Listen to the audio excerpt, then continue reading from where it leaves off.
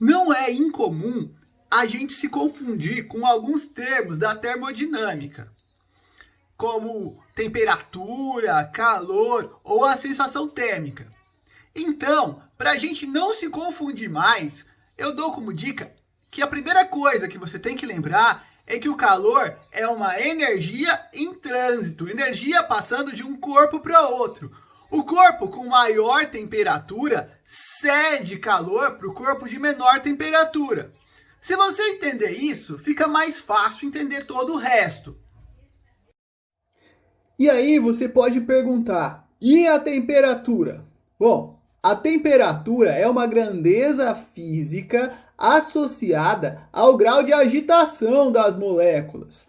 Então, quanto maior a energia cinética média das moléculas, maior será a temperatura. Energia cinética, vocês se lembram que é a energia do movimento. Então, a temperatura está associada com a movimentação das partículas. Já a nossa sensação térmica está associada com a nossa percepção individual do que é frio e do que é calor. Tanto é que para algumas pessoas o mesmo ambiente pode dar a sensação de estar muito quente, para outras a sensação de frio. Depende da percepção individual. E tem vários fatores relacionados, como por exemplo, a velocidade de propagação do vento, a umidade relativa. Todos esses fatores e outros além desses, interferem como que acontece a troca de calor do nosso corpo com o meio ambiente e assim fazem com que a gente tenha uma sensação de frio ou de calor. Bom, agora que a gente já viu a diferença entre calor, temperatura e sensação térmica, vamos tentar entender como é que o calor se propaga. E a propagação do calor depende dos estados da matéria. Então vamos relembrar quais são e como é o comportamento microscópico de cada estado da matéria.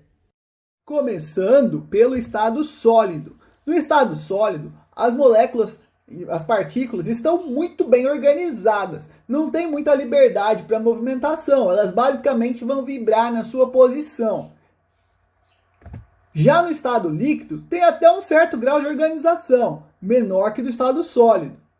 E elas vão poder ter mais liberdade para se movimentar, para se agitar. Já no estado gasoso, bom, aí eu não preciso nem falar nada, né? Aí a figura já fala por si só. O grau de organização é mínimo. Então, vocês viram que as partículas, as moléculas, têm um comportamento distinto para cada estado da matéria. E como eu já tinha falado, a temperatura está associada com a energia cinética, com a energia do movimento dessas partículas. Então, vamos tentar entender a relação entre temperatura, agitação das moléculas e os estados da matéria. E como o calor se propaga, dependendo do estado. Para isso, a melhor comparação para ficar mais claro é comparar os estados da matéria e a temperatura com uma festa na casa do tiozão. Imagina um estado sólido como uma festa na casa do tiozão do churrasco. Aquele seu tio que faz aquela piadinha horrorosa. É pra ver ou pra comer? Nossa, odeio essa piada. Não faça perto de mim, por favor. Enfim, o começo da festa na casa do tiozão tá com uma música bem lenta, uma temperatura mais baixa. E aí assim, ninguém tá muito animado, ninguém tá dançando muito. É uma festa parada, o som não é legal. Você tá meio aborrecido, você quer ir embora. A festa tá te dando tédio. Então, essa festa do tiozão é uma temperatura mais baixa no estado sólido. Agora, vamos pensar no estado líquido. Pensa que é a mesma festa, só que agora trocou de música. Tiraram as cadeiras da varanda e sobrou mais espaço para você dançar. A mesma festa com outra música, o pessoal começa a se animar. Mas ainda não tá aquela festa do jeito que você queria. O pessoal tá dançando, mas não sai muito do lugar. Apesar de tudo, ainda não tá uma festa legal, tá meio parada. Seu tio com certeza tá muito animado, mas não é aquela dança que você queria, não é aquela festa naquela animação. Tá todo mundo meio paradão, sem sair do lugar. Eu nem preciso repetir que o estado gasoso é aquele com mais liberdade para as moléculas. Então, voltando à comparação com a nossa festa, é o final da festa, quando você trocou de música de novo e a música está mais animada, ninguém mais está te olhando, você consegue dançar, você tem liberdade para dançar o que você quiser, ir até o chão.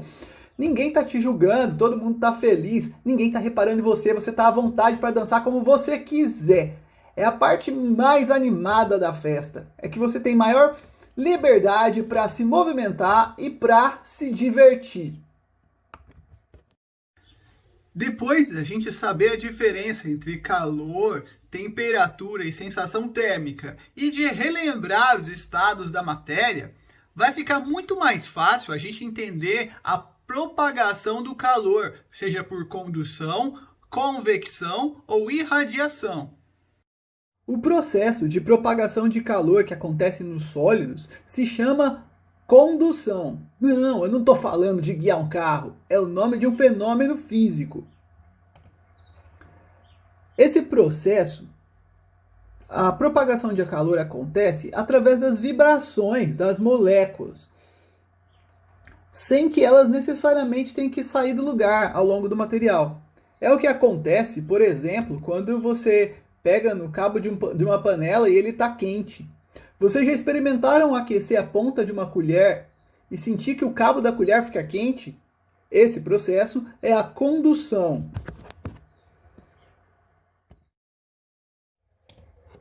Vamos pensar agora na forma de propagação de calor nos gases e nos líquidos, ou seja, nos fluidos, onde há uma liberdade maior para as moléculas se movimentarem.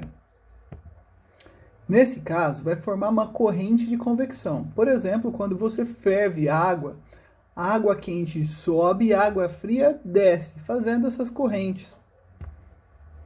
Isso acontece também com o ar dentro da geladeira. O ar frio desce e o ar quente sobe. Também acontece com o ar condicionado. O ar frio vai descer e o ar quente sobe, fazendo uma corrente de convecção. O aquecedor também. O aquecedor aquece o ar que sobe e o ar frio desce. Vocês repararam como é mais eficiente deixar o ar condicionado no alto e o aquecedor no baixo? E o outro processo que a gente vai ver de propagação de calor é a irradiação, que não necessita de nenhum meio material, nem sólido, nem líquido, nem gás para se propagar. O calor é propagado através de radiação eletromagnética e pode passar até no vácuo. É o caso, por exemplo, do Sol. O Sol emite radiação que atravessa o espaço e chega aqui e pode nos aquecer. O Sol é a fonte primária de energia na Terra. É através deles que os seres autotróficos, como a gente aprendeu em biologia já, fazem a fotossíntese. Outra forma de irradiação é o forno de micro-ondas. O forno vai lançar uma radiação que vai entrar em ressonância com as moléculas de água e agitar as moléculas de água. Como nós vimos, a agitação das moléculas está ligada com a temperatura. Como vocês viram, conhecer a propagação de calor é muito importante para a gente entender certos fenômenos que acontecem na nossa casa. Por exemplo, como se propaga o calor quando a gente liga o ar-condicionado, dentro da geladeira ou o que acontece no micro-ondas. Mas também é muito importante essa área do conhecimento para quem for fazer um curso de Química, Física ou Engenharia. Matérias como Termodinâmica, Física 2 e Fenômenos de Transporte vão usar bastante esses conhecimentos que vocês aprendem no ensino médio.